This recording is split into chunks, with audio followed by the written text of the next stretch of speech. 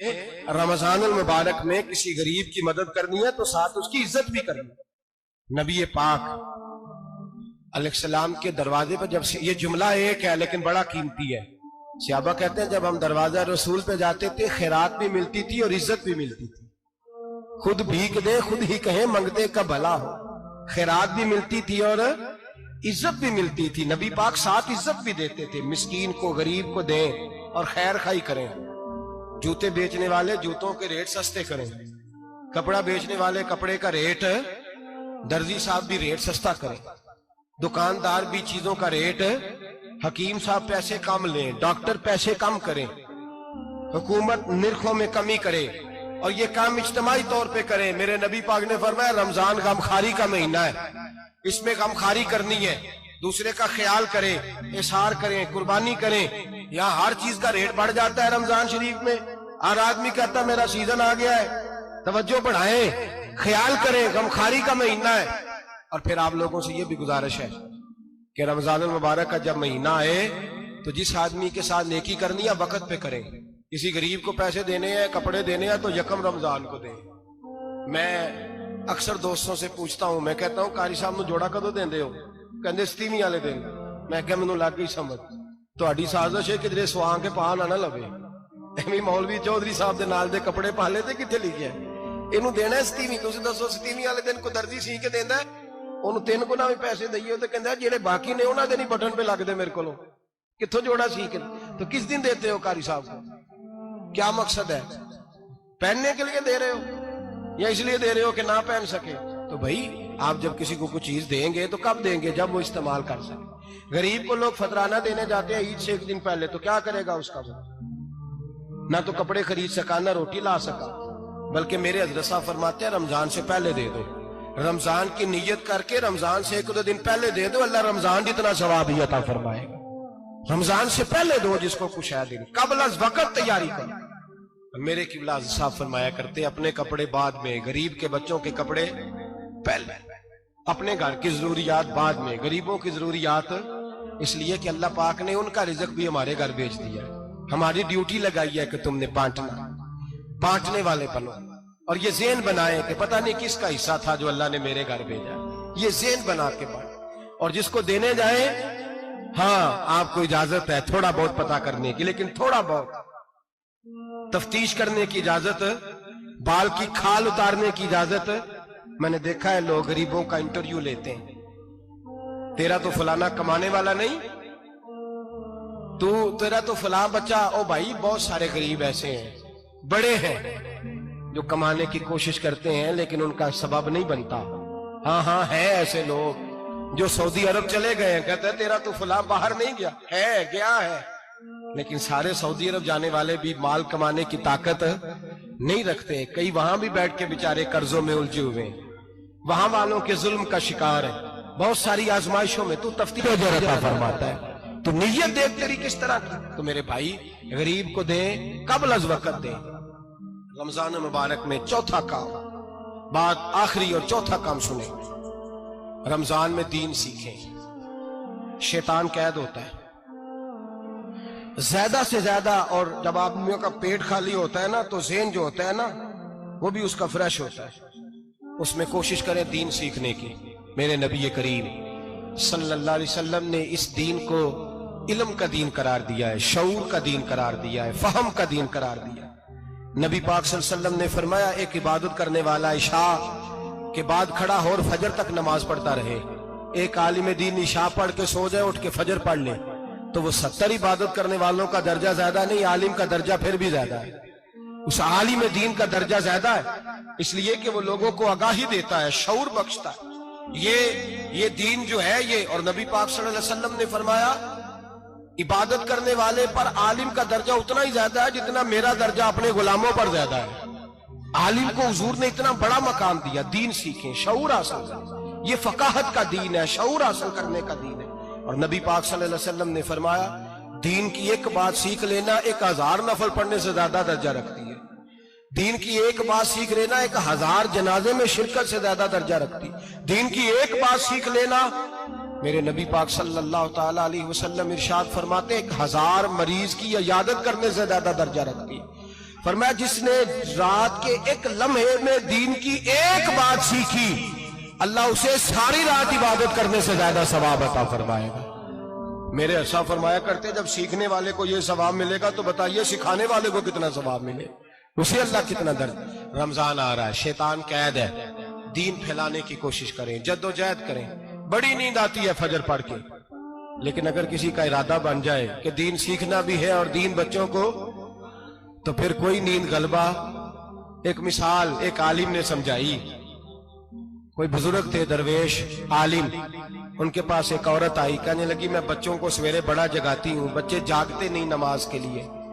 بڑا عجیب جواب دیا بزرگوں نے، درویش نے عالم نے، کہنے لگے بی بی کیوں نہیں جاگتے، جگایا کر، بیدار کیا کر، اٹھایا کر۔ کہنے لگی بڑی جدوجہد کرتی ہوں، اٹھتے نہیں، بیدار نہیں ہوتے۔ اللہ والے تھے نا۔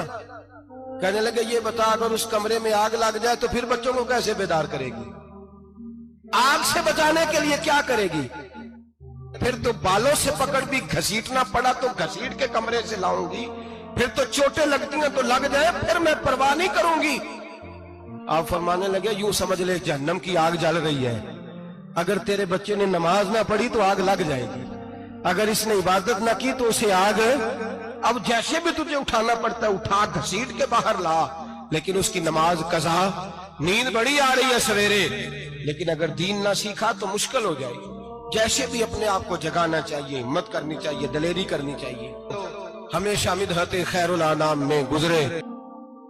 احمد کبیر رفاعی کہتے میں گزر رہا تھا، ایک دن میرے ساتھ ایسا ہوا کہ میں گزر رہا تھا کھیت کے اندر سے، ادھر بھی پانی تھا ادھر بھی پانی تھا۔ ہوتا ہے نا پانی پانی ہوتا ہے فصلوں میں کئی دفعہ، کب ہوتا ہے زیادہ پانی؟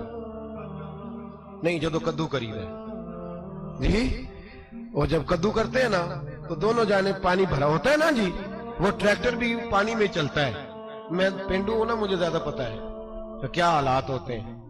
تو وہ ادھر بھی پانی ادھر بھی پانی، تو درمیان میں سے وہ منڈیر ہوتی ہے چھوٹی سی، بات ٹاکھیدہ اپنی زبان ہے، تو کہتے ہیں ادھر بھی پانی تھا ادھر بھی پانی تھا۔ سید احمد کبیر رفاعی کہتے ہیں میں گزر رہا تھا، عصر کی نماز کا ٹائم ہو گیا، میں جلدی جلدی جا رہا، سامنے سے کتا آ گیا۔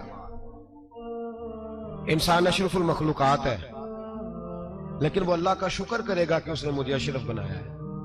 یہ نہیں کہہ سکتا کہ یہ مخلوق حقیر ہے، یہ بری ہے، یہ نہیں کہہ سکتا، شکر کرے کہ مجھے اللہ نے اشرف سید احمد کبیر رفاعی کہتے ہیں کتا آ گیا سامنے سے۔ اب کتا آیا تو مجھے جلدی تھی، کتا بھی بھیگا ہوا تھا، اب میرا دل کرے کہ کتا نیچے اترے تو میں گزروں، کتا کھڑا ہے کہ یہ سائیڈ پہ ہو تو میں گزروں۔ کہتے ہیں دیر ہو گئی تو مجھے ڈر لگتا تھا، میں نے کبھی کتے کو بھی نہیں جھڑکا تھا، کبھی کتے کو بھی، اپنی اتنی حیثیت ہی نہیں، جھڑکا ہی نہیں کبھی کسی سے۔ آپ فرماتے ہیں دیر ہو گئی تو میں نے کہا یا اللہ، حضرت سید احمد کبیر کہتے ہیں میں نے کہا یا اللہ اس کتے کو زبان ہی دے دے، میں اسے کچھ سمجھا ہی دوں، اسے زبان ہی دے دے، تو قادر مطلق ہے، اسے زبان دے دے۔